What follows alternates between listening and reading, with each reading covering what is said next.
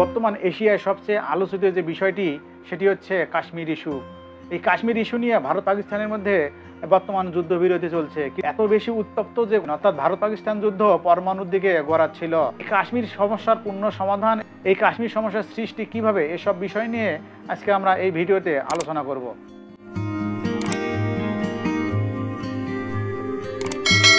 Hello সবাইকে, স্বাগতম সুমন এক্সপ্লেইনে।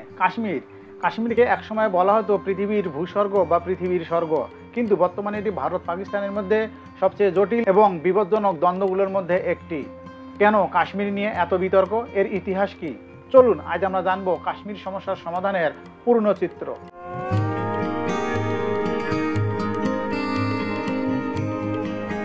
ইতিহাস ও সূচনা। 1947 সালে ব্রিটিশরা ভারত বিভক্ত করে দিয়ে চলে যান।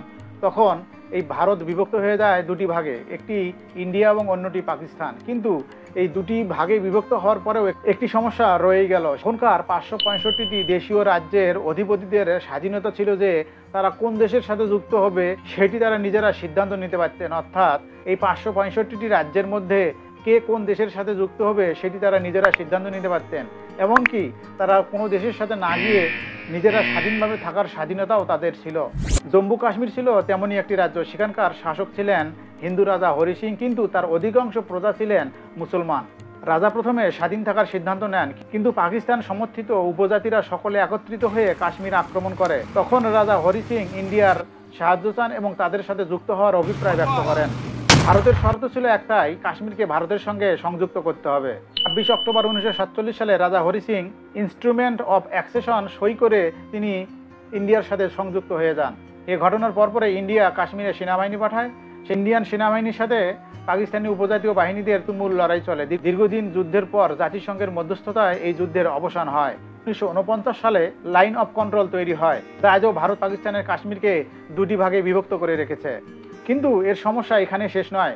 1965 এবং 1999 সালে এই দুটি দেশ এই কাশ্মীর সমস্যা নিয়ে আবারও যুদ্ধে জড়ায়। কিন্তু সাম্প্রতিক 2025 সালেও কিছুদিন আগেও তারা নিজেদের মধ্যে যুদ্ধে জড়িয়েছে, যে যুদ্ধের এখন যুদ্ধবিরতি চলছে, কিন্তু সমস্যা তাদের মিটেনি।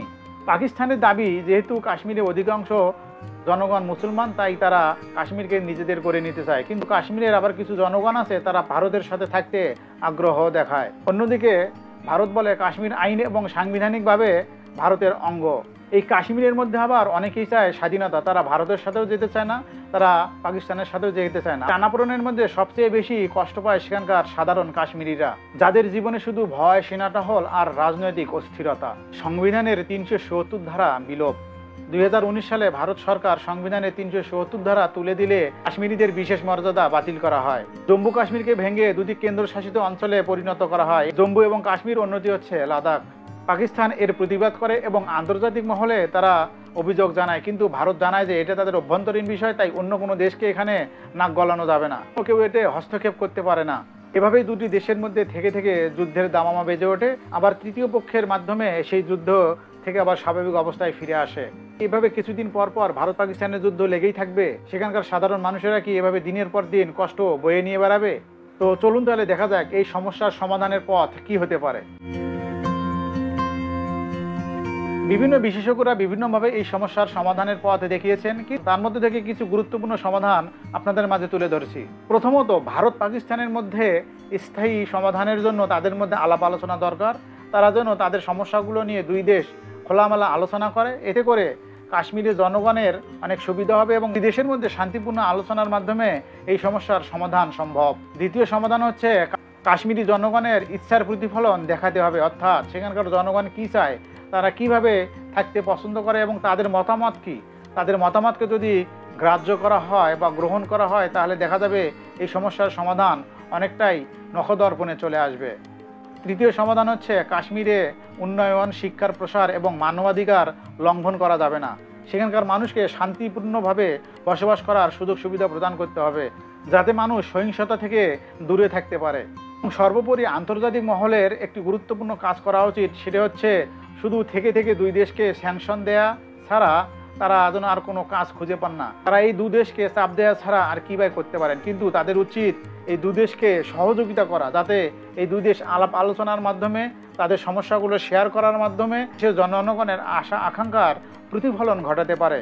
কাশ্মীর সমস্যা শুধু দুদেশের মানচিত্রের সমস্যা নয়, এটা লাখো মানুষের জীবনের প্রশ্ন।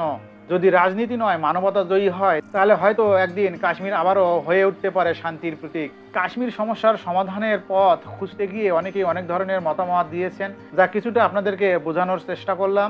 আমার যেটা মনে হয় সেটি হচ্ছে, কাশ্মীরে জনগণের সমস্যা সমাধানের জন্য সেখানকার জনগণ এবং দুই দেশকে আন্তরিক হতে হবে, দুই দেশকে এই সমস্যা সমাধানের ক্ষেত্রে এগিয়ে আসতে হবে। নিজেদের জন্য নয়, দুই দেশের শান্তি, মানুষের শান্তির জন্য, কাশ্মীরি জনগণের শান্তির জন্য এবং এই পৃথিবীর শান্তির জন্য দু দেশকে একটু একটু করে ছাড় দিয়ে এই সমস্যার সমাধান করে নিতে হবে। কিন্তু এক দেশ ছাড় দিলে যদি আরেক দেশ ছাড় না দেয় তাহলে হবে না, দু দেশকে স্যাক্রিফাইস করতে হবে।